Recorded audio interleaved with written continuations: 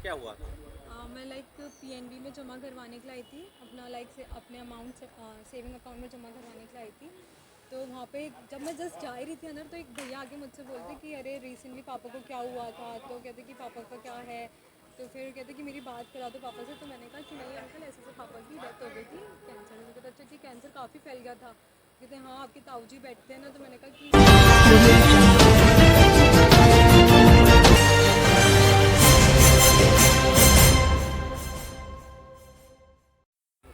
बस हो जाएगा साल से। यार यूँ करो।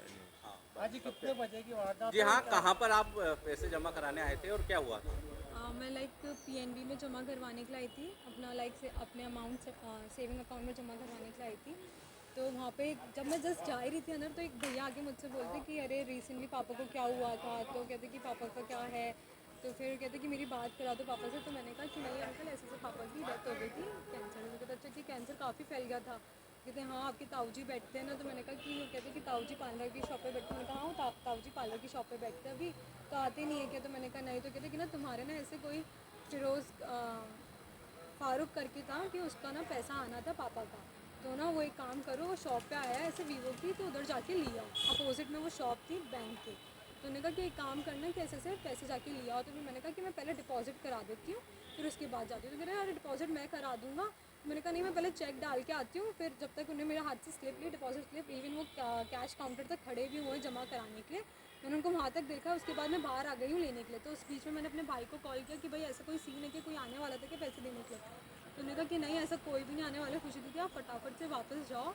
वो ना झूठ बोल रहा है कोई पापा के कोई पैसे नहीं आने थे। लगभग कितना अमाउंट आप जमा कराने आए थे? 37,000 जमा कराने जी। आए थे। और क्या ओलिया कैसा था उसका वो कुछ? रेड कलर की टी शर्ट पहने हुए थे डेनिम उनकी जीन्स थी तम्बाकू खाते थे और उन्हें चश्मा पहन रखा था और साइड में उनके बैग भी था पर्पल स्टोन का वॉयलेट कलर का। ठीक। किस आप तरह से भागे फिर बाद में? वो भागे नहीं थे वो मेरे पीछे पीछे निकल कर आ गए पर मैंने पीछे मुड़ के ही नहीं देखा वो मेरे पीछे ही आ रहा है क्योंकि मैं कॉल पे बात कर रही थी अपने भाई से जाते जाते बाहर। तो उस बीच में वो मेरे पीछे पीछे निकल के बाहर निकल गए। जब आपने सीसीटीवी चेक करे तो कितने लोग थे उसके साथ? वो एक ही जने थे बस। आपका नाम? आपका खुशी। नाम एक मिनट। आज लगभग 12:30 पौने 1 के बीच में मेरी भांजी खुशी जैन जो कि यहाँ पीएनबी बैंक में अपना कैश जमा कराने ही कुछ फ़ोन के उसके सेविंग अकाउंट के अंदर। तो उस बीच में यहाँ पे कुछ लोग मिले उसको उसमें से एक थोड़ा हेल्दी सा रेड कलर की टी शर्ट पहने हुआ आदमी था।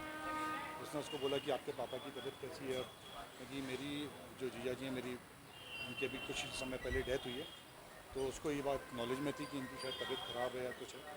और उसके ताऊ जी के बारे में भी पूछा पूछ करके फिर उसने बोला कि आपके किसी कोई आपके पापा के कुछ पैसे हैं जो कि सामने वीवो की दुकान पर रखे हुए हैं 17-18 हज़ार पता नहीं कितने।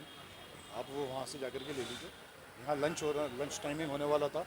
तो लंच टाइमिंग के पहले उसने इनको बोला और इसने कहा कि भाई मेरा लंच टाइमिंग हो रहा है कि पैसे जमा नहीं होंगे। तो उसने कहा कि मैं पैसे आपके जमा करा देता हूँ 37-38 हज़ार रुपये होंगे। तो इसने विश्वास करके उनको पैसे दे दिए और वो सामने बैंक में सामने जो दुकान पे पैसे लेने थे वो लेने चली गई। इस बीच में ही वो अंदर बैंक पे इसके संग संग गए भी हैं काउंटर स्लिप भर के या अंदर काउंटर तक कैश काउंटर तक पहुँचे भी हैं। लेकिन इसको लगा विश्वास हो गया कि भाई वो पैसे जमा करा रहे हैं मेरे मिलने वाले ही हैं। ये वापस बाहर निकली सामने शॉप की तरफ अपने जो फेक उन्होंने बताया था कि पैसे वहाँ से मिलेंगे वो लेने गई।